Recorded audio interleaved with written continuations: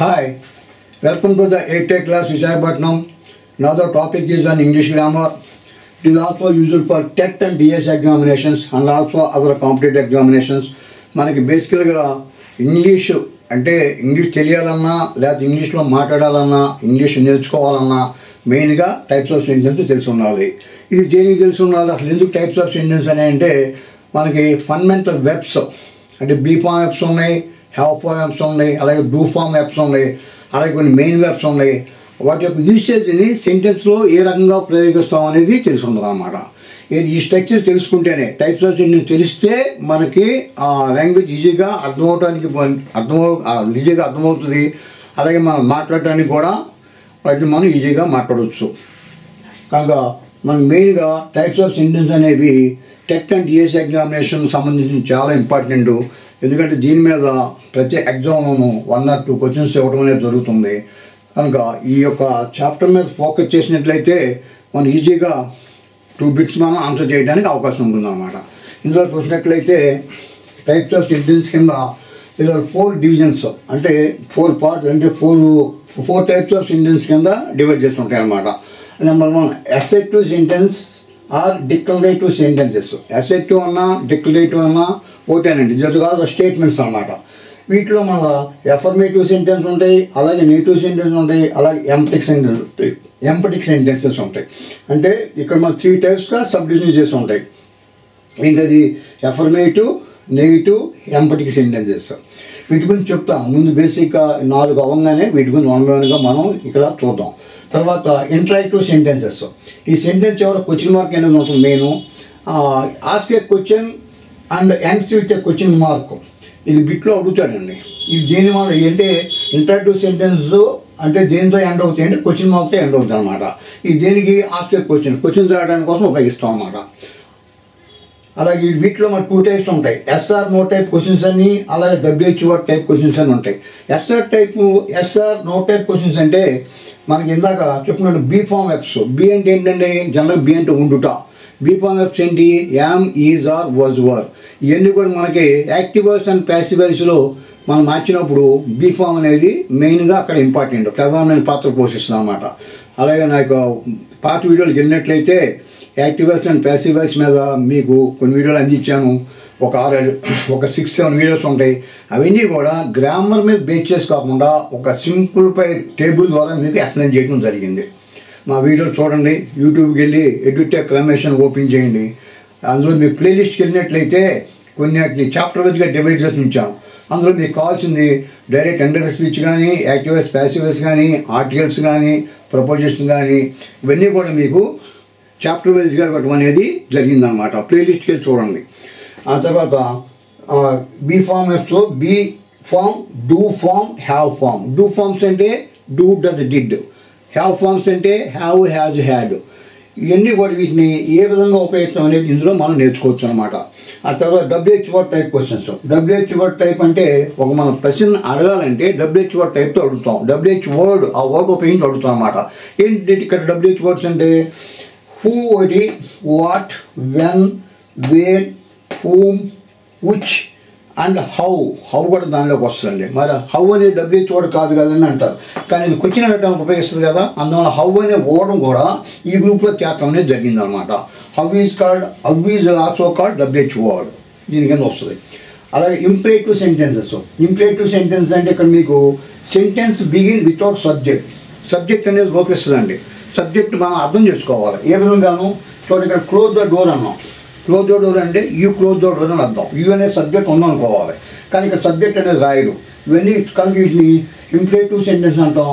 ఈ జనరల్గా మెయిన్గా 4 సబ్ డివిజన్స్గా డివైడ్ చేసి ఉంటాయి. దేని కింద వాడతాం? ఇది ఆర్డర్స్ ఇవ్వడంలో కానీ, కమాండ్స్లో కానీ, రిక్వెస్ట్లో కానీ, అడ్వైస్లో కానీ వాడతాం అన్నమాట. వీటిని ఏంటిది? Imperative sentences. అలాగే ఇందులో లాస్ట్ వన్ ఎక్స్క్లమేటరీ సెంటెన్సెస్. ఇక్కడ ఎక్స్క్లమేటరీ మార్క్ ఉంటుంది ఈ సెంటెన్స్ చివర, అది ఇంపార్టెంట్. ఇవి ఏంటంటే the sentences express emotions, surprise, Joy, ఆనందం, ఆనందం అన్నారు. అలాగే ఫియర్, భయపడుతున్నాం, ఫియర్. అలాగే సడన్ ఫీలింగ్స్. ఇలాంటి వాక్యాలు చెప్పినప్పుడు వీటిని చెప్పాలంటే వీటిని ఎక్స్క్లమేటరీ సెంటెన్స్లో ఉపయోగించి చెబుతాం అన్నమాట. అంటే ఎక్స్క్లమేటరీ మార్క్ ఉపయోగించి వీటిని సెంటెన్స్ ఫ్రేమ్ చేస్తాం. ఈ విధంగా 4 టైప్స్ ఆఫ్ సెంటెన్స్ మెయిన్గా ఉంటాయి. ఒకటి assertive sentence or the declarative sentence, రెండు కూడా ఒకటి అసర్టివ్ అనొచ్చు లేదా డిక్లరేటివ్ అనొచ్చు అమ్మ. అలాగే ఇంటరాక్టివ్ సెంటెన్సెస్, అలాగే ఇంపరేటివ్ సెంటెన్సెస్, అలాగే ఎక్స్ప్లనేటరీ సెంటెన్సెస్. మెయిన్గా 4 టైప్స్ ఆఫ్ సెంటెన్స్ ఉంటాయి. ఈ సెంటెన్స్ అన్నీ కూడా ఏంటంటే మనకి ఒక వాక్యం అంటే వెబ్స్తో వాక్యం ఫ్రేమ్ చేయాలన్నా ఇది ఏ టైప్ ఆఫ్ సెంటెన్స్లో ఉంది, ఏ విధంగా ఐడెంటిఫై చేస్తాం అనేది వీటి ద్వారా మనం గుర్తించవచ్చు అన్నమాట ఎగ్జామినేషన్లో. ఇక్కడ అఫర్మేటివ్ చూడండి. సపోజ్ ఒక హీ డ్రైవ్స్ ఏ కార్ ఉంది. This is the general sentence end to the full stop. He drives a car, ఇది మనకి అసర్టివ్లో అఫర్మేటివ్ సెంటెన్స్. దీన్ని మనం నెగిటివ్ చేయాలంటే చూడండి, he not drive a car అనకూడదు, but you have to take the helping verb. Support the helping verb అనేది తీసుకోవాలి. ఏంటి, డూ కానీ డస్ కానీ డిడ్ కానీ తీసుకోవాలి. పాస్ట్ నుంచి డిడ్ వస్తుంది, డూ డస్ ప్రజెంట్ వాక్యంలో వస్తాయి అన్నమాట. ఇక్కడ డూ డస్ యొక్క డిఫరెన్స్ ఏంటంటే మీకు చూడండి, డూ కానీ డస్ కానీ ఇది third person singular, he she it. ఇది దీని మీద ఒక బిట్ ఇచ్చాడండి అన్న ముందు. థర్డ్ పర్సన్ సింగులర్లో do does did have has ఎన్ని ఇచ్చి డూ డస్ డిడ్ ఇచ్చి third person singular verb identify చేయమన్నాడు. థర్డ్ పర్సన్ సింగులర్ ఏంటి ఇక్కడ, థర్డ్ పర్సన్ సింగులర్ అంటే హీ కానీ షీ కానీ ఇట్. హీ కానీ షీ కానీ ఇట్ వాక్యంలో వచ్చినప్పుడు ఏం తీసుకోవాలి, డస్ అనేది తీసుకోవాలి, డూ అనేది తీసుకోం. డూ అనేది ఎప్పుడు తీసుకుంటాం, రిమైనింగ్ ఉంటాయి కానీ ఐ కానీ వీ కానీ యూ కానీ దే కానీ వచ్చినట్లయితే డూ తీసుకోవాలి హెల్పింగ్ వెర్బ్ కింద. అంటే నెగిటివ్ ఉపయోగించినప్పుడు ఈ ఐ సబ్జెక్ట్కి, వీ సబ్జెక్ట్కి, యూ సబ్జెక్ట్కి, దే సబ్జెక్ట్కి డూ వస్తుంది. అలాగే హీ కానీ సబ్జెక్ట్ అయ్యి కానీ షీ కానీ ఇట్ కానీ సబ్జెక్ట్లు అయినట్లయితే నెగిటివ్ వాక్యం చేయాలంటే డస్ అనేది తీసుకోవాలి. ఇక చూడండి, హీ డ్రైవ్స్ ఏ కార్ అన్నాం కదా, దీన్ని మనం నెగిటివ్ చేయండి. హీ డస్ నాట్ అంటే సింపుల్గా he not drives a car అనకూడదు, మిస్టేక్ అనమాట.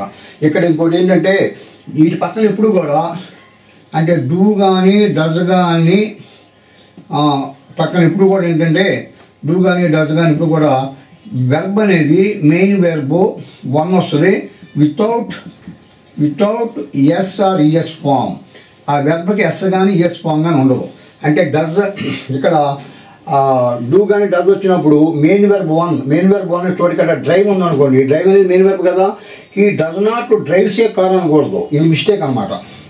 అంటే ఇక్కడ డ్రైవ్ అని ఉండాలి కానీ నాట్ డ్రైవ్స్ అని చెప్పి వాడకూడదు, ఇది వాడకూడదు. ఎందుకు వాడకూడదు, అది రూల్. హీ కానీ డస్ ఇది డూ కానీ డస్ కానీ హెల్పింగ్ వర్బ్స్ వాడినప్పుడు పక్కన మెయిన్ వెర్బ్ కానీ ఉన్నట్లయితే ఆ మెయిన్ వెర్బ్కి బేర్ వెర్బ్ అంటే ఎస్ కానీ ఈఎస్ అనే ఫామ్ వెర్బ్ వస్తుంది అనమాట. దానికి ఎస్ కానీ ఈఎస్ కానీ యాడ్ చేయకూడదు మనం.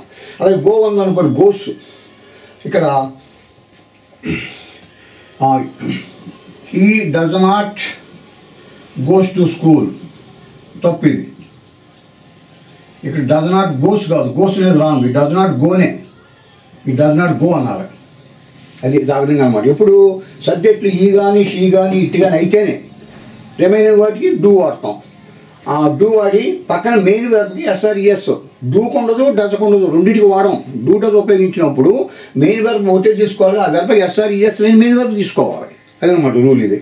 అదేవిధంగా ఎంపటిక్ సెంటెన్స్ అంటే ఏంటి, ఎంపటిక్ అంటే this is also the affirmative sentence. అంటే ఇక్కడ అఫర్మేటివ్ సెంటెన్స్కి ఎంపటిక్ సెంటెన్స్కి డిఫరెన్స్ చూడండి. ఇక్కడ ఈ డ్రైవ్స్ ఏ కార్ ఉంది కదా, ఈ డ్రైవ్స్ ఏ కార్కి మనం ఏం చేస్తున్నాం జనరల్గా చూడండి, ఈ drives a car. Emphatic sentence అంటే he does drive a car. చూడండి, he does drive a car అని వాడాం. He does drive a car, ఇక్కడ డస్ అనేది పెట్టాం. అంటే నొక్కి చెప్పటం అన్నమాట. ఎంపటిక్ ఎంఫసైజ్ అంటే గట్టిగా నొక్కి చెప్పటం. ఈ డస్ డ్రైవ్ ఏ కార్ అన్న ఒకటే, ఈ డ్రైవ్స్ ఏ కార్ అన్న ఒకటే, రెండు వాక్యాలు ఒకటే. బట్ మనకి ఇది కన్ఫ్యూజ్ ఉంటుందని చెప్పి సింపుల్గా ఈ డ్రైవ్స్ ఏ కార్ అని చెబుతాం. బట్ నెగిటివ్ వాక్యం చెప్పాలంటే డూ కానీ డస్ కానీ ఉపయోగించమని చెప్తాం అన్నమాట. ఇక్కడ అది తేడా. ఇక్కడ డూ కానీ డస్ వచ్చినప్పుడు డ్రైవే వాడతాం. అంటే మెయిన్ వర్బ్ డ్రైవ్ కదా, ఏ వర్బ్ అయినా సరే, ఏ మెయిన్ వర్బ్ అయినా సరే ఎస్ఆర్ఈఎస్ అని మెయిన్ వర్బ్ వాడతాం అన్నమాట. ఆ తర్వాత నెగిటివ్ మనకి ఇంటరాక్టివ్ సెంటెన్స్లో ఈ మనం క్వశ్చన్ మార్క్ అని చెప్పాం కదా మీకు, దీనికి ask a question and answer with a question mark. ఇవి 2 types, yes or no type question, WH word question. Yes or no type అంటే ఇంతకుముందు చెప్పిన be form verbs am is are was were ఉపయోగించినప్పుడు. తర్వాత డూ ఫార్మ్స్, డూ అంటే do does did కానీ, తర్వాత have forms have has had కానీ, ఇవన్నీ కూడా మనకి ఎస్ఆర్ నో టైప్ క్వశ్చన్ కింద వస్తాయి. వీటితో కానీ క్వశ్చన్ చేసినట్లయితే వీటిలో కానీ వాకింగ్ అని ఫ్రేమ్ చేసినట్లయితే ఎస్ఆర్ నో టైప్ క్వశ్చన్ కింద వస్తాయి అన్నమాట. అంటే మళ్ళీ చివరి మీకు క్వశ్చన్ మార్కే ఉంటుంది. తర్వాత WH వర్డ్ క్వశ్చన్స్ ఇందాక చెప్పినట్టుగా హూ కానీ, what, when, where, whom, which, how. అదేవిధంగా ఇక్కడ ఇంపరేటివ్ సెంటెన్సెస్ గుర్తుపెట్టుకోవాలి. నేను ఇక్కడ it is use for orders, commands, request and advice. వీటి మీద తర్వాత వీడియోలో మీకు ఎగ్జాంపుల్స్ ఇచ్చి మీకు అది ప్రాక్టీస్ కోసం ఇస్తాం. అప్పుడు ఇచ్చిన ప్రీవియస్ పేపర్స్ అన్నమాట. ప్రీవియస్ పేపర్ మనం క్వశ్చన్ ఏ విధంగా ఉన్నాయో చూద్దాం. ఇది first video, this is video number 1, ఇది వీడియో నెంబర్ 2లో చూద్దాం. ఈ మెయిన్గా మీరు చూసినట్లయితే మీకు ఇంగ్లీష్ టెక్స్ట్ బుక్లో స్కూల్ లెవెల్లో 8th class and 6th class text బుక్లో దొరుకుతాయి. వీటి మీద ఒక చాప్టర్ ఎండింగ్లో గ్రామర్ ఉంటుంది కదా, గ్రామర్ పార్ట్ వీటి గురించి ఇవ్వడం అనేది జరిగింది. ఇక్కడ 8th క్లాస్ 6th క్లాస్ చూడండి, మీకు అందులో ఉంటాయి అన్నమాట. అదేవిధంగా explanatory sentences, it express emotions, surprise, Joy, fear and sudden feelings. ఈ 4 బాగా సెంటెన్స్ గుర్తుపెట్టుకోండి. ఇది మనకి ఎగ్జామినేషన్లో చాలా ఇంపార్టెంట్. మనం తర్వాత నెక్స్ట్ వీడియోలో మీకు వీటి గురించి కొన్ని ఎగ్జాంపుల్స్ ఇచ్చి ప్రీవియస్ ఇయర్ పేపర్ నుంచి తీసుకొని అవి ఏ విధంగా ఎగ్జామినేషన్లో ఉంటాయి, మనం ఎలా ఫేస్ చేయాలి, మనం అందులో ఏది నేర్చుకోవాలి అనేది మీకు అది క్లాస్లో వివరిస్తాం. Okay, thank you to all for watching my videos on YouTube. If you are interested in this video, please do my favour, like, share and subscribe.